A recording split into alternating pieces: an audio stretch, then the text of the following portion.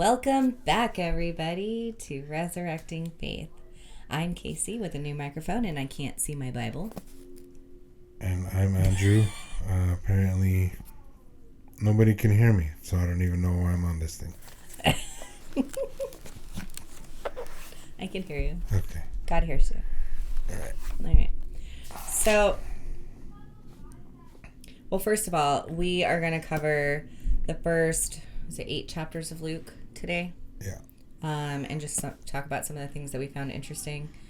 And we were actually supposed to read Matthew, but that's my bad because I'm actually doing a women's class where we're going through Luke right now. And when asked which one we were reading, I said Luke. So that's what we did. But it was supposed to be Matthew. So we'll do Luke and then we'll do Matthew. It's not like we're... What's the word I'm looking for? I don't know. We're not experts in this field, so No. we're just doing the thing. Anyway, how was your week, Andrew? I can't do this. It was good there. I can't do this. I can't do it. I can't see anything. I can't move. How do I get this off? Minor meltdown. I'll start again in a second. Lefty Lucy. That's what I'm doing, I think. Okay. All right. Oh, no. Oh, so close. Okay. Good riddance. Oh, that's so much better. Take yours off, too. I know. This is a family show. I'm not going to take it out. It's not really a family show. That's a people show. I thought you said it was better with this thing. Yeah, well, I lied. Or I didn't lie. Oh, that noise you're making is not better.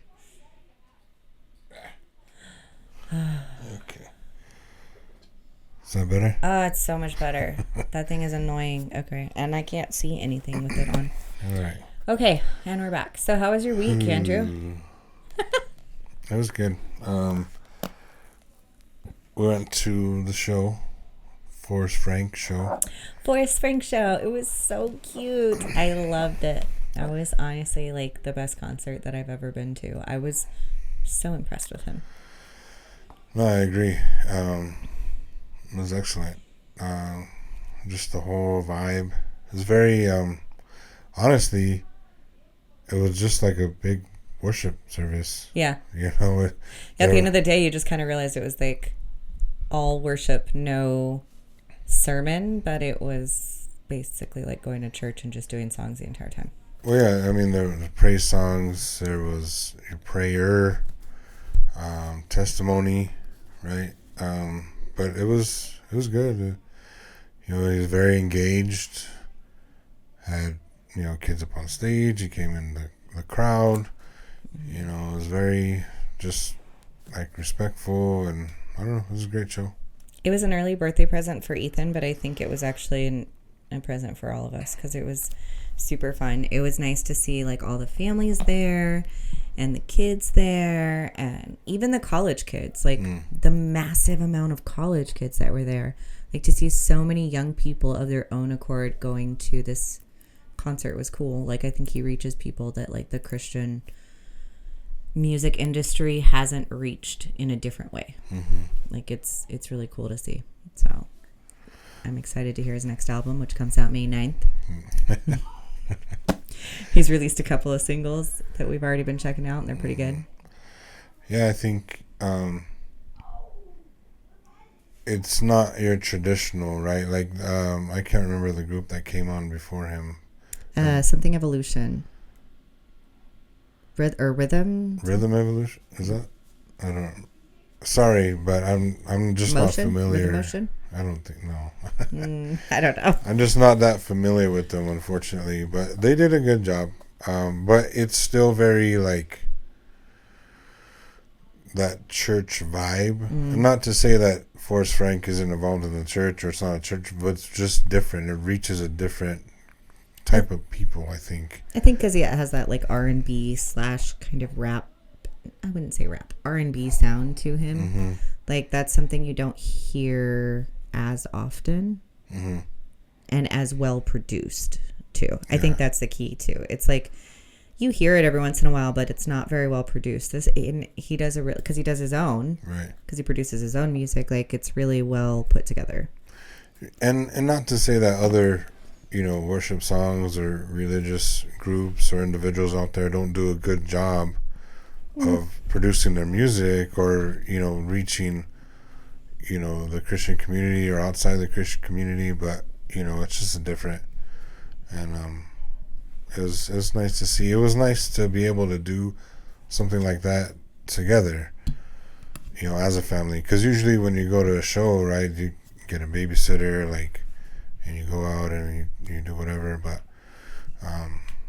it was nice to see, like, the kids and the families there, like you said. You all right? I'm not. I know something's wrong with my mic. Anyway, no. I thought the funniest thing was, and that's what I brought up, was that, like, every concert I've ever been to has a line at the bar that is so long. You're like, ugh, do I even really want a beer that bad? Like, I don't want to wait in it. But, like, I walked by the bar on 3 separate occasions. The one in the lobby and the one on the club level. And there wasn't a single soul at the bar at this concert. And my poppy had a joke about that, like, if you want, how'd it go? Oh, if you want to have all your beer on a fishing trip, don't invite one Baptist, invite 2 because they won't drink around each other. And I was like, rude. But, I mean, maybe that had something to do with it. But I think, too, like, it was it was a family vibe. It wasn't a get drunk at a concert vibe, And looking around the room, it was really cool to see everybody with their hands up in the air. Like, because we had talked about that previously, that, like, you go to a concert and people are like, yeah, the whole time with their hands up in the air.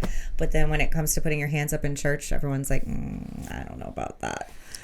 Well, and, yeah. Like, you're doing it there. Right. Well, not only like you said, there's people, but you might, if you've never been to a church like that where they're putting their hands up, you might look at it weird. You might think that's weird, but then, like you say, you go to a show and you're like, wave your hands, like you just don't care. But so it's interesting, like, how even when we went to church this morning, people putting their hands in there, and like I didn't feel that, and I don't know. You don't feel that same vibe to, like, put your hands in the air and do. Yeah, I know. I don't know what it is, because, like, it's the same music. I mean, it's not the same music, but it's. Well, I mean, it's worship. Worship, yeah. So I don't know. But concerts, it's like that's all you do. Yeah. Wave your hands back and forth. It was so cute. It was so fun. I'm glad we got to do that. I feel like there was something else that happened this week too, but I can't remember right now. I don't know. Oh, we took the class at church to become members today. Members. I don't know if they'll let me in the club, the cool club. I mean, I'm honest. I'm getting closer, I think, every day to being able to, like, fully embrace, but not quite there yet. So, I applied to be a member, but there's quite a bit of stuff that they ask you, and some of those questions, if I'm being honest, like, I don't fit the mold necessarily, but I think they're pretty good about bringing people in who don't fit the mold. So maybe we'll find out. Andrew's got no issue. The pastor recognized him because he's so tall. Yeah, that's the only reason. Not because, I'm... What? I don't know. Because you're what? Because I'm not really outspoken and I'm not involved in the church that way, so the only reason people recognize me is because I'm all tall. Well, use what God gave you, right? Anyways. But yeah, I've never had to do a class, I don't think. To become a member? Yeah, usually it's like, hey, I want to join your church. Okay, cool. Welcome, friend. So. They have a lot of expectations of us over there to become a member. Yeah. Well, I mean, it's pretty large. I'm actually surprised that they don't have other, like, campuses, like smaller ones, because it's huge. Don't they, though? I think just on the campus, like, they have separate buildings, but, like, to have, like, other locations. I think they get involved in other churches around town. Like they work side by side with other churches and stuff. But and then I think they do. I don't know. Anyway, but I did have a really good time Tuesday at my women's class too, because we kind of got into discussions after our study, which is in Luke. And everyone kind of went around the table and like told their testimony and where they're at, and it was kind of nice to see.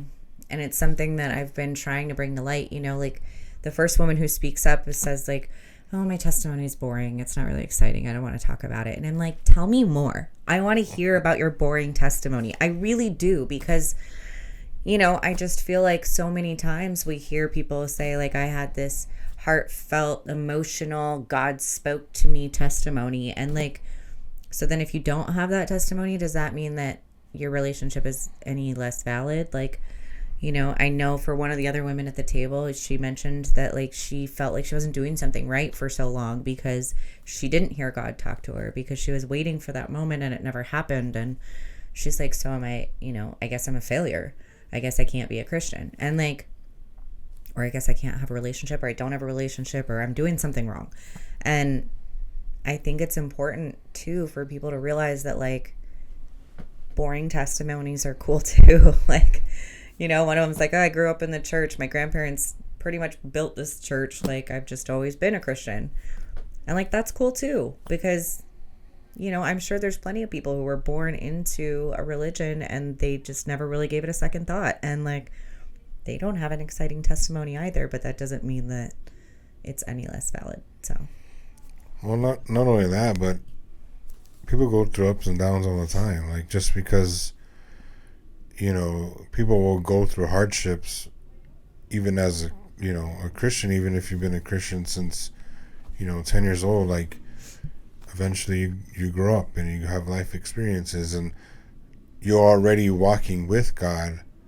Yeah. So you don't have like this epiphany all of a sudden, like, I need to be saved. You want to search, you would search out God, right? But you don't have like this whole transition of like, you have a testimony, but it's not like your typical, I was a drug addict, now I'm saved type of testimony. Like, but most people aren't that, like most, maybe not most, but a lot of people don't have a testimony like that. They didn't go through things like that.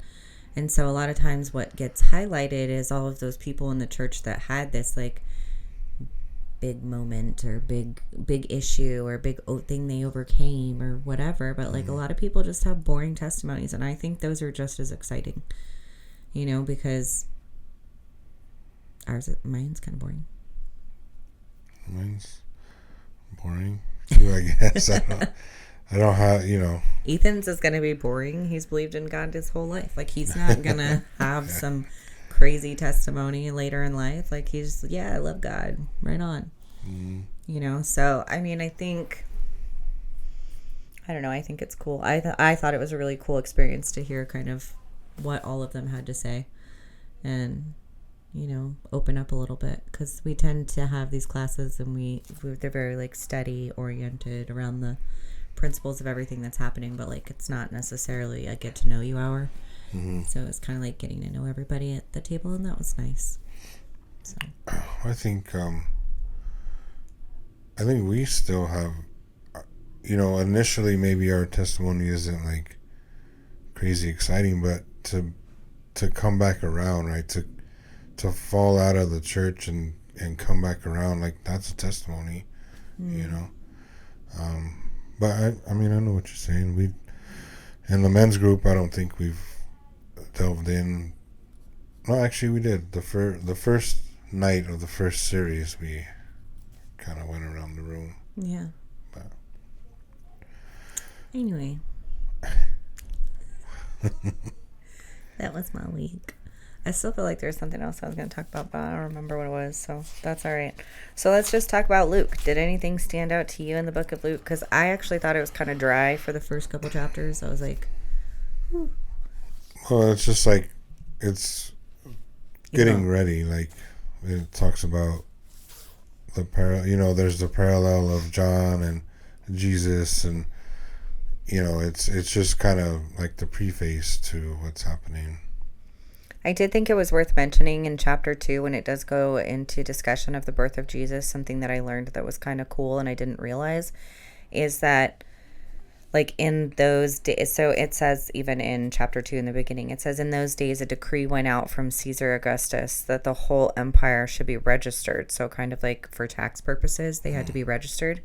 And the first registration took place while, I don't know how to say that word, Quirinius was governing Syria. So everyone went to be registered, each to his own town. So Joseph and Mary were engaged to be married, and Mary was pregnant, but Joseph went to Nazareth because that was his hometown. So a lot of people didn't realize that, but like he was going there to register for Caesar's registration thing. And so, when they also say like, well, they were going to, but all the rooms were empty, it's because Caesar had issued this decree. So people were coming from all over to their hometown. And then, you also think of Jesus's birth as like this time where they were maybe all by themselves, like they were alone and they were lonely, but most likely everybody in the town was family. So like, it's a cool thing to think of. Like if he was coming back to his hometown, he was probably surrounded by tons of family. And the reason there was nowhere to stay is because everybody was in town.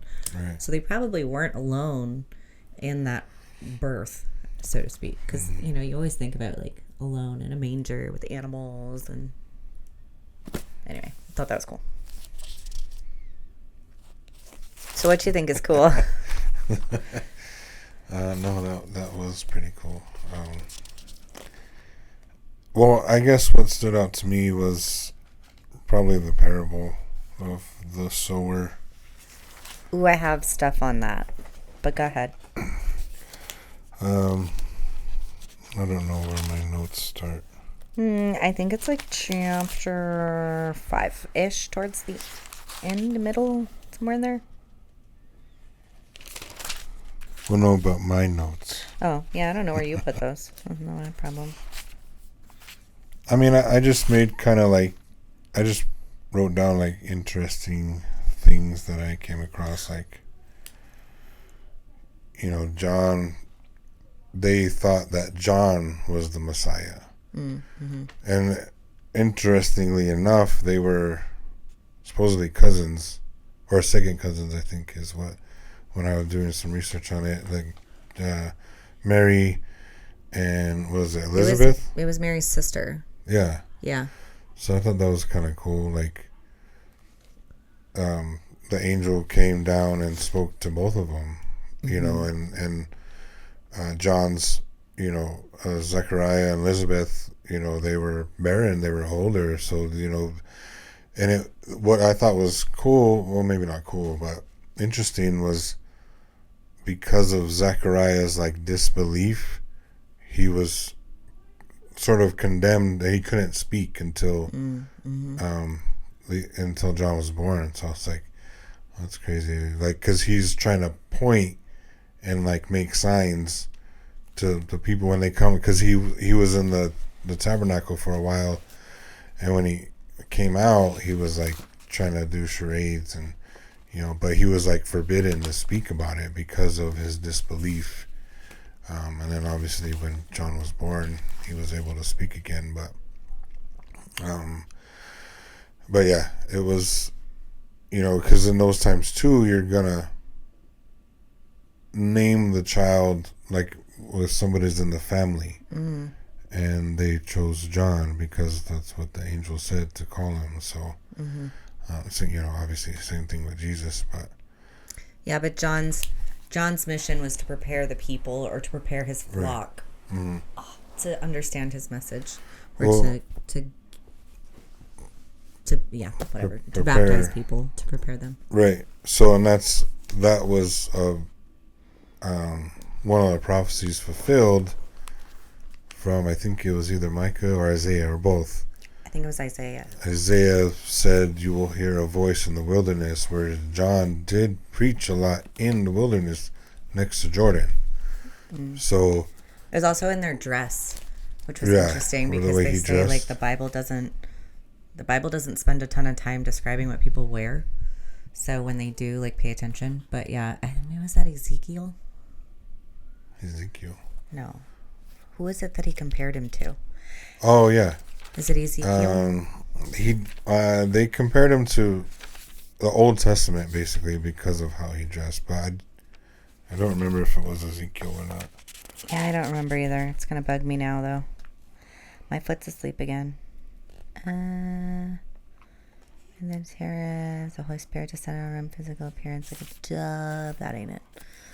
40 days. Oh, side note. Chapter 4, I wrote a note next to it that someone should tell Ethan this because it says, so it's chapter 4, verse 4. But Jesus answered him, "It is written, man must not live on bread alone." I was like, can we like write that over, Ethan? Because like that kid lives on nothing but white bread, white pasta, Carbs, rice, nothing on it, just plain old bread. I know that that's not exactly what that means, but I just thought that was funny. Yeah, I don't remember. Elijah. Was it Elijah? No, Elijah. No, that's... There's too many names in the Bible. Darn it. Where did I read it? Well, anyway, there was something about the clothes that he wore. It was like because he wore like a belt and he wore camel fur, which is similar to whoever that person is that I can't remember in the Old Testament. Right. So it was a prophecy. Yeah. Well, and that's kind of what we talked about before too, is everything in the Bible has a every word has a purpose. And like nothing is wasted space, you know, and it's something like that, or the dress. Whereas normally you might skim over it or read over it, be like, oh, he dressed like that, but why, you know? And then until you do more research, then you find out it was very deliberate, you know. That's part of the prophecy, and so. But I thought that was kind of cool. Like, I agree. I think it's funny because, like, one of the ladies at church was giving me a hard time because she's like, if you're still questioning how you feel, why does your Bible look like this? And I'm like, what do you mean? She's like, well, the way you speak, she's like, you know more about the Bible stories than I do. And I'm like, well, because I'm trying to figure it out. I'm trying to find the answers. You got an answer for me? And she's like, no. But I think it's interesting that, like, they don't have it. They have very little knowledge of what's actually in the Bible. A lot of Christians do. Me being one of them when I was younger, I had no idea some of these stories that are in here and what they all mean, and dissecting the little parts and pieces of them. There is so much information here. There's so much to learn. And there's so many nuanced things that you, like you just said, you can read through a chapter and then like you get one thing from it, but somebody else reads it with like more experience and knowledge, and they get this whole other thing to it, and you're like, wow, I didn't even look at it that way. I just read right on past that part. Like, it's just, it's wild to me. I find it very interesting, all of the things that are in here, and like learning all the different nuances and stuff. But I think, and I love history, but like, I don't. To get into the history of how they did things, right? The Greek, the Hebrew, like, it's just, it brings so much more meaning to what you're reading, you know, because growing up, there wasn't like a class where you could, you know, the pastor knew, maybe not knew at all, but, you know, they practiced whatever it was, and, you know, you kind of hear the same 10 Bible stories over and over, and those are what stick out, but you don't really get like deep down as to why. You know, I think for me, like my mind's still blown from when Pastor preached about the Christmas when Jesus was born. Like, that's even today. I can't talk, y'all. Even today. Even to this day. Even to this day. Yeah, it blows my mind, like how deliberate everything was from the stone to the cloth, like. And how many times has anybody heard that story? Like hundreds of times. So I guess that was something that really got me too, is the story of the mustard seed. So you had the parable of the sower explained. That is separate to mine comes right after that. So I don't know if you want to talk about that, the parable of the sower, because you said you found that one interesting. Before I get into my story. Yeah, I don't know. It's just the parable of the sower. Oh, all right. Well, no, it talks about four Thrilling. different types, and Jesus spoke in parables to help people understand, his message, and so there's there's four different types of soil.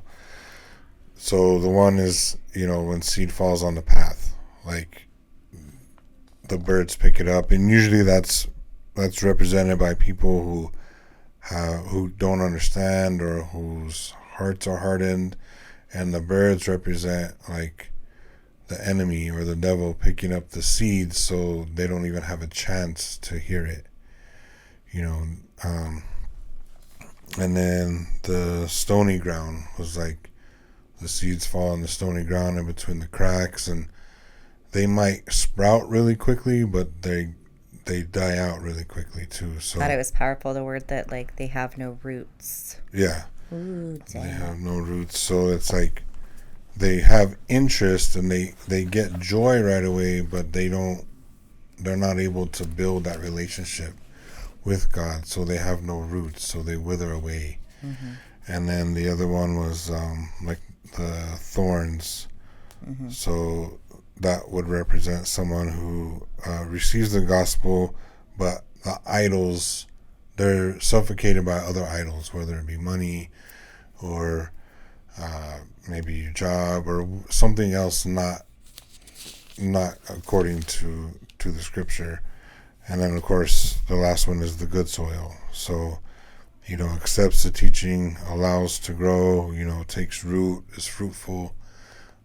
So I mean that's true today. All of these stand true to this day. I mean, I think there's people that hit every single one of these. So, I hope to not be the one that has no roots, because it's like excuse me. I don't know. When I read that though, that was kind of what I like striked me like ouch, because I am excited to read it and learn about it, but like I haven't really made a decision one way or another on where I'm going with it. So I'm like, I hope I don't have roots and fall over. I think that's hard for anybody. Even that's one thing that I fear for myself is I don't want to lose that hunger or that wantingness. And during the week it's hard. I don't pray as much as I should, and I don't read my Bible as much as I should. But during the day, I think I try to take little breaks, and if I'm getting overwhelmed or if I remember something, like I might pray for something really quick, like I don't know, I just kind of like I try to touch on things during the week, or take a moment to talk to God. But I don't really, other than like Tuesdays and Sundays, like my Bible stays closed for the most part. I think for me it does help listening to the music, because I do get joy from it, and it helps me kind of stay centered, and I don't know, I kind of cling on to that for now, and hopefully as we continue, I'll start to be involved in those things a little more, because we got men's group ending here in a couple weeks, so they're not going to do anything for the summer. So the only community we're going to rely on is coming to church. But I will say today was good, like going to church, because normally we do the class at 9 a.m, and I don't have an issue with that class, but I do think it's kind of nice to get into church early and be able to like just talk to people that you're sitting near and different people that you may have seen throughout the week or you see at your Bible studies or whatever the case may be. And when you come in after that other class, like you end up having to sit in the way back because there's no seats left, and then you don't even know who's up there. So Well, and you don't get to talk because they're trying to rush in. yeah. You know, that's what I was telling everybody. I was like, we don't usually get here this early because you have the class, which is fine. But sometimes it goes a little over because you're chatting up there and you're getting to know the people in the class. And but then when you come back down to the service, you're scrambling trying to find a seat. And it's just kind of like, and then service is starting and you don't really get to fellowship. And then you kind of want to leave so you're not, boxed in. Yeah. So you try because you got to go get the kid from the kids club, and it's a whole thing, and you don't really fellowship Right. like you would maybe like we did today. Yeah, but that was kind of nice. Met me a new friend, Patty. She was nice. And hey, we're in women's class together and we didn't even know it because there's so many women in there. So maybe we'll make an effort to say hi to each other on Tuesday. Maybe. I look forward to it. She's a chatty Kathy. I know one of those. A chatty Patty. I need a drink. I need water in here. Anyway. Yeah. So, my story's long per the use. But, so we had kind of touched on in Mark the demon that Jesus heals, the one that calls himself Legion. And that had kind of showed me interest at that time. What I didn't realize until I was doing the Luke study and I read through all of the book of Luke is that there's kind of more to that story before it. So in Mark, there's also the story of the parable of the mustard seed. That's in Mark and it's in Matthew. But what they don't tell you is that that's actually the parable that Jesus gives his disciples right before this issue with Legion happens. And how that happens. See, those are the things that like you don't know unless you're like learning from someone who does know. But I just find it really interesting because I read all the way through everything and I would have never in a million years made that correlation because it's in a completely separate book. So you don't even realize that that's like over here. So anyways, the story of the mustard seed, if you're not familiar, very briefly, is that you plant the mustard seed and the mustard seed grows up and it creates branches and it becomes this very large tree that gives home or refuge to, the animals, the birds, the people below on the ground, all of that. And so Jesus doesn't just tell his disciples this parable. He then shows them what that means. And he says, here, let's go across the sea. And like, that's all it says. It's like, then they sailed to the region of the Gerasenes. I don't know how to say that, which is opposite Galilee. So that's the whole thing. You don't know anything about what that region is. It doesn't explain to you the geography and the history of that.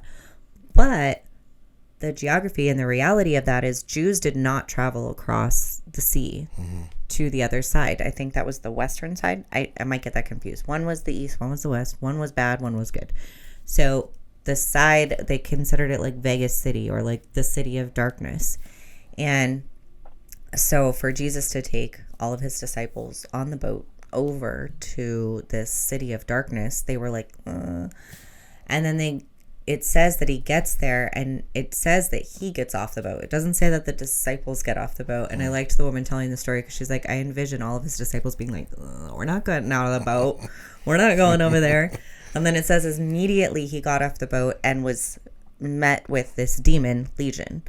And the part of the story that I found interesting before was that he put those demons that were inside this person into the pigs and the pigs ran over the side of the mountain. Yeah. Well, the part he was trying to show with that whole story is that man was healed of everything. And then he asked Jesus if he could go back with the disciples across the sea. And Jesus said no.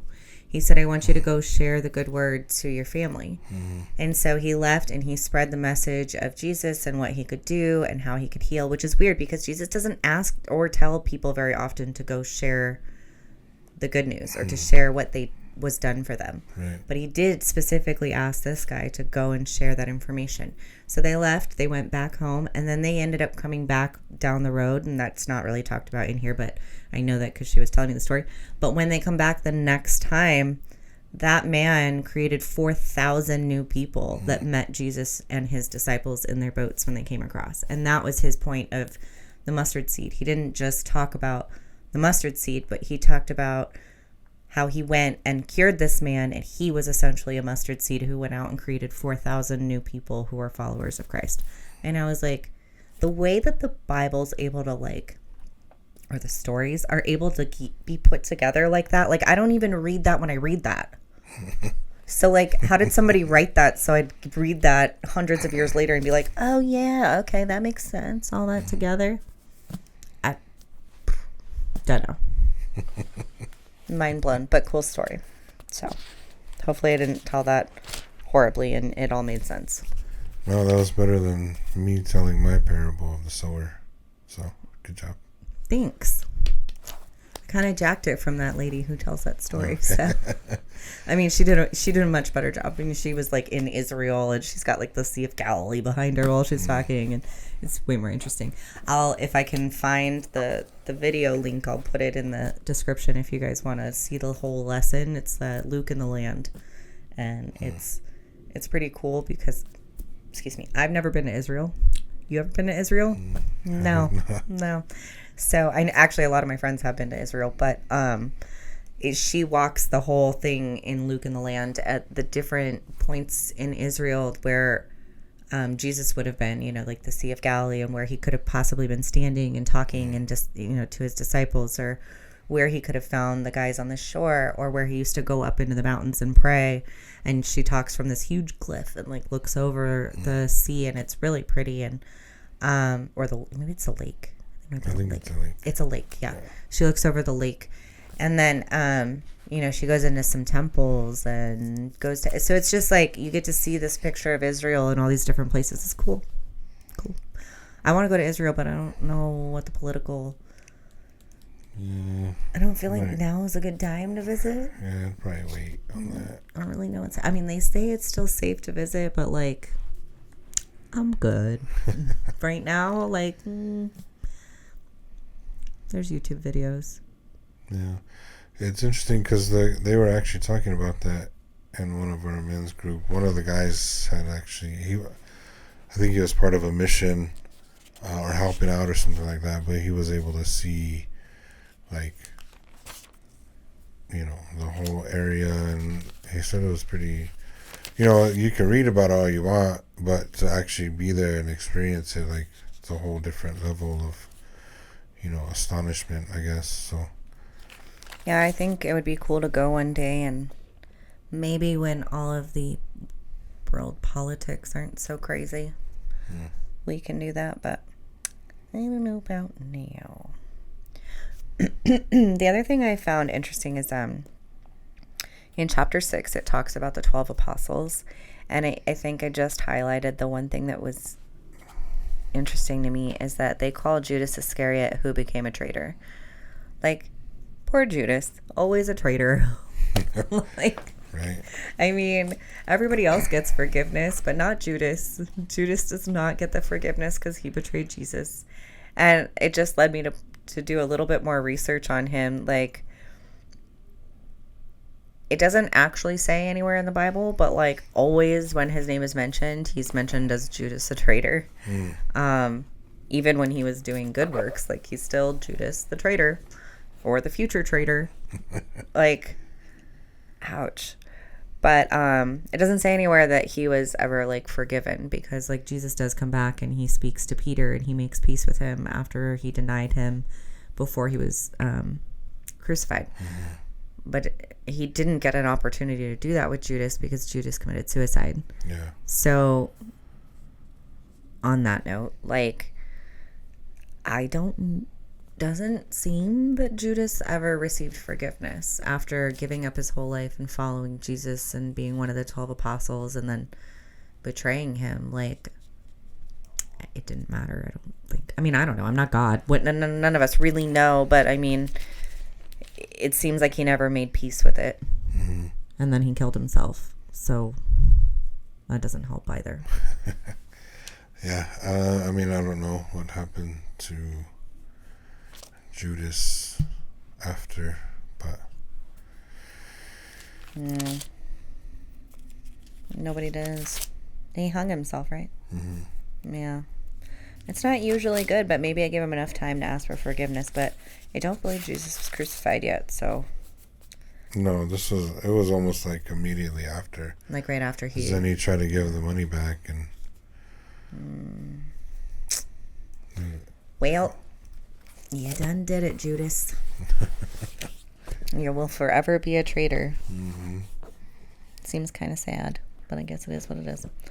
That's really all I had. I don't really have much else. Like I said, Luke was a little dry the first 8 chapters. I mean, not necessarily dry, but like a lot of it was information that we've already read in Mark. Mm-hmm. And I'm not that stupid word, theologian? I'm not that. So to dissect it further, I wouldn't know what to do or where to go. I'd have to take a class on it to get in. And actually, I am taking a class on Luke. But like, I'm still like, Anyway, so Yeah. there were little bits that I picked out, but other than that, I got nothing. Yeah, same. I mean, there was where he healed the man with leprosy, and that was actually interesting because when I started doing more research on it, that was like the process. So like Jesus sent him to go back to the Pharisee or to the priest to get inspected.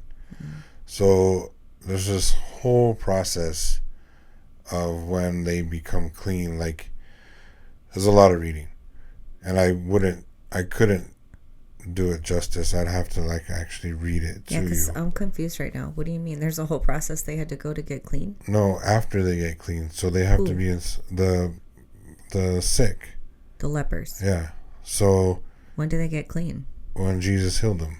Oh, then they had to go through something else? Yeah, like they have to go get inspected. Well, I don't think it goes over like the whole process, but when I was reading through it, it's a lot. Like they have to get, it to be overseen by like 4 days. They need to get like 2 doves and that are unblemished. Kill one, dip the other one in the blood, set it free, then get 2 lambs. It's what? Like, yeah, it's crazy. Where did you read that?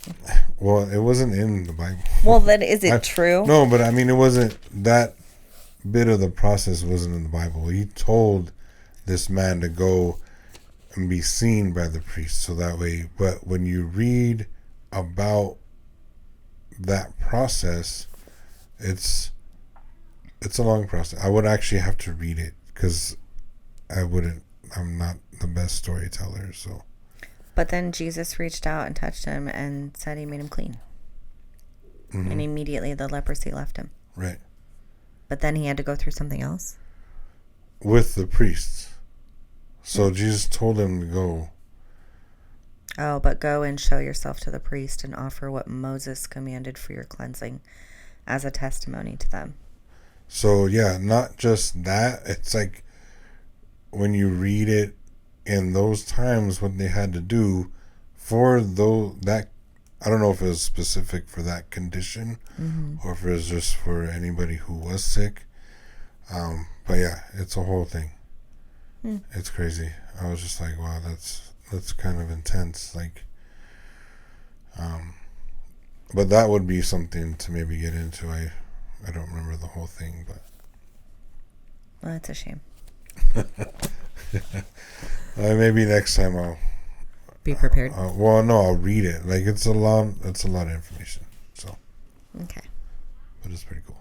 Sounds good. Yeah. So we were gonna do, or we've been talking about, and I'm not sure when we'll start it, but I had bought a book at the bookstore called it's sold like a gajillion copies. I've heard of it before, but I know what's the name of it? Purpose Driven Life. So we had well, I bought the book Purpose Driven Life, and then I read like the intro to it, and it says to do that with a partner, to read the book with a partner, to have somebody that like holds you accountable just like you would for a workout partner, but also to like have somebody to bounce ideas off of. And there's like question points at the end to like have discussion about.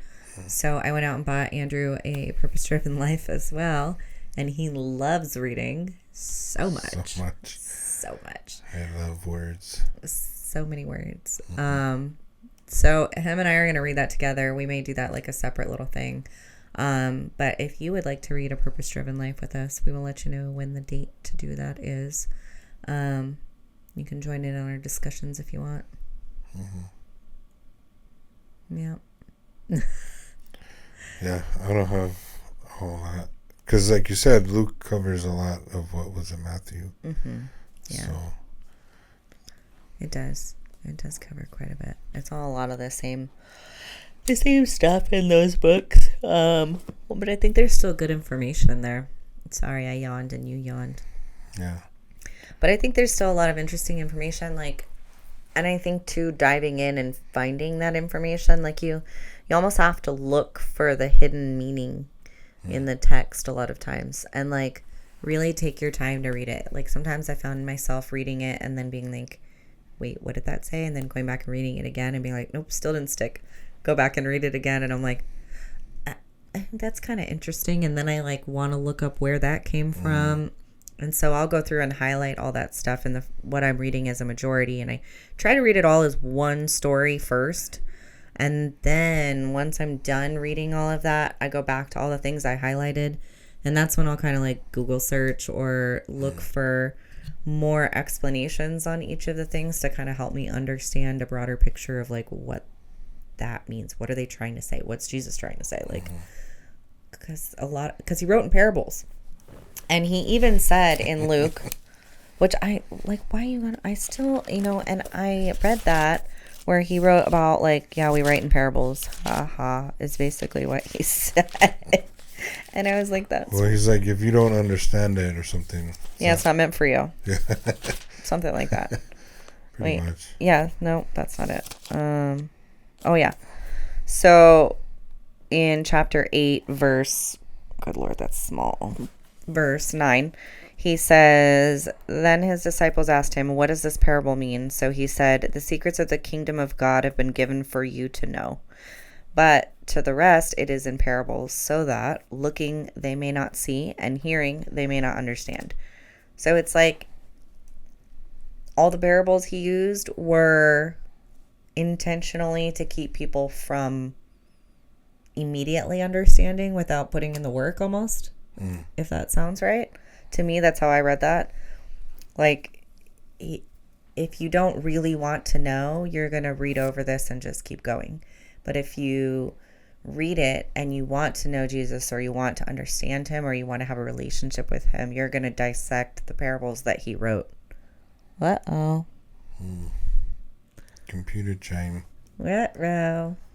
Anyway, if you want to know him, you're going to spend time learning those parables. And I think understanding the parables that Jesus used or spoke about, and when you can relate those back to the different stories in the Bible, that really helps someone like me who's trying to have faith understand that there's more to this giant book than men who wrote words on a page.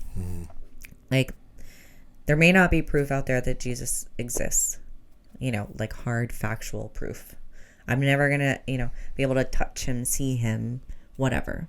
But there is this Bible, and there are really good stories in here, and those stories couldn't have been just made by anybody. Like, the way that they intersect with each other, the way that they, like, communicate together in the Bible, like, I don't think people were that smart back then. I mean, maybe. But I don't know. I think they were probably... They had a lot of time on their hands. They didn't have phones. Well, but I mean, you got to think like the Bible was written over how many years by 40 different men, and it's one unified thought.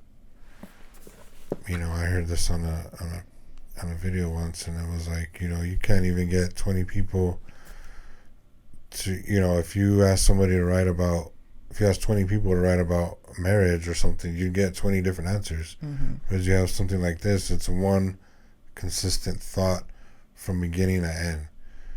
You know, how many different continents, how many different or how many years did it take? And you have 40 men, like, when I think, how many were Jews and one, or what? Well, no, I think most of them are Jewish, and then 2 are Gentiles or something like that, or For the apostles? yeah, no, for who wrote it. Oh, I don't know. I'd have Something to Google like that. But I just interesting. Well, it is interesting, and I think, you know, the whole idea of why we started Resurrecting Faith is because, you know, the big lingering question for me is, where does faith come from and where do you find it? And I didn't know the answer, and I still don't know the answer, and maybe it's different for everybody, but well, I'm sure it is different for everybody. But for somebody like me who tends to be more logical and wants like hard factual proof, there isn't ever probably going to be. I mean, I know some people say that God comes and talks to them, and maybe he does, and maybe he will, but maybe he won't. And maybe I'm not one of those people that gets that opportunity. And so maybe the only way to find faith and the only way to get there is to like understand the person that you're trying to believe in by reading the Bible, by learning the stories, by understanding how well written this is, by understanding how unlikely these stories intertwining the way that they do and being so just like all one, like how that could happen, how 4 different people can write Matthew, Mark, Luke, and John, and all have seen slightly different but essentially the same thing. Like, and written at totally different times too, you know. So I don't know, I think if you're looking for faith, or if you haven't found faith, or you're wondering where it comes from and you have no idea where to start, a good place to start is reading your Bible. I mean, it's community. It's definitely going to church. Whether you're there or not, you don't have to be. You know, you don't have to have a relationship with Jesus to go to church. You can just go and start a community and talk to people and, you know, be like me and invite people to church, even though I don't know what I'm thinking or doing right now. And then just pick up your Bible and start learning, because that's the only way you're going to, you know, nobody can tell you anything. If you're like me, you're stubborn and nobody can tell you nothing. So I have to learn it myself. Andrew loves that about me. He loves how much he can tell me something and then I look it up online and find it out myself. And I'm like, guess what? I have the answer now. It's my favorite, or your favorite thing about me, right? It sure is. Not so much. Sorry, honey. But anyway, I think that's helping me somewhere along this journey. But that's all I got. Yeah, I don't have He much did that. else. Yeah. Sorry. We're old. See, there you go. There needs to be like a day between Sunday and Monday, like Flurb's Day or something. Flurb's Day? What's a Flurb Day? I don't know. You just wake up and you're like, Flurbs. Like, you need an extra day. We were off Friday. We had an extra day this weekend. It's not in between Sunday and Monday. That day's already established. Need another one, like, where nothing is open. Like, nothing. Well, that's Sunday. That's the day of rest. No, that's there's still people working. Yeah, I agree. Well, it's supposed to be Sunday, but it didn't work out. No. Anyway, have a great week, everyone. We'll see you next time. Oh, pinch poking.